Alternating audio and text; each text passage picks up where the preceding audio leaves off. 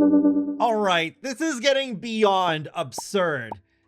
It's been only a week since Adventure Awaits released, and they're already dropping another kit on us. No, I'm not surprised because the leaked roadmap said it was gonna happen, but I was really hoping, even before the EA buyout, that they would change it, because that was just the most bizarre sounding part of that whole roadmap to me. But now, especially to do this the week after that buyout news, it's diabolical. Like, with Adventure Awaits, at least you could chalk that up to very unfortunate timing, because that was super close to the news, and I highly doubt anyone at Maxis even knew that this was happening until the same time we learned all about it. But with a small kit, I don't think there should have been an issue with delaying that at least a few weeks, especially since it's not like a collab with a brand or anything. So just, oh my god.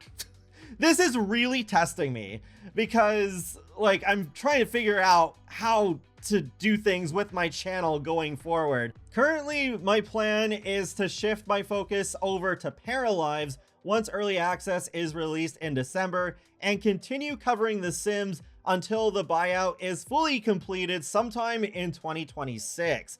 And if there is no sign that Maxis is going to be sold off to another company, then that's it. No more Sims content.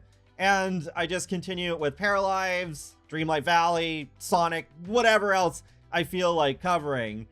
But with this Autumn Apparel kit, man, this is way too soon. I really do not feel like doing a review on this kit, so I'm not going to. I already gave my opinion on this kit when it first leaked anyways, and I don't feel any differently today. It just looks like a lot of stuff that I've seen before. It could be because I have a lot of custom content as well, but I can't recommend it anyways. It just looks like it's something that's very easily skippable. Now let's move on to some other news. So there have been some simmers complaining that there's no matching curtain rod for the new curtains in the pack, and they have listened to that feedback. They will be adding a curtain rod for Adventure Awaits alongside the next update, which is releasing on November 4th.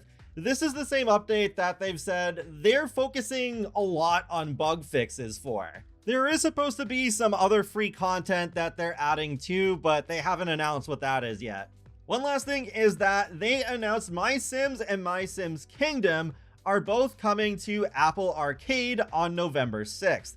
If you don't know what Apple Arcade is, it's one of those subscription services where you pay a monthly fee in order to access a whole catalog of games. Unlike the games that you just download for free from the App Store, Apple Arcade games feature no ads or microtransactions, so that's pretty nice. With that in mind, this probably was the best way to bring MySims to mobile devices, because if they didn't put them on Apple Arcade, most likely what would have happened is they would have made them free to play, but just absolutely loaded them with microtransactions and just ruining the feel of the game overall. So yeah, I think this was better to do than that. I've actually had Apple Arcade for several months now, because when I got my MacBook Pro back in December, I was offered a 3-month trial, which I eventually accepted,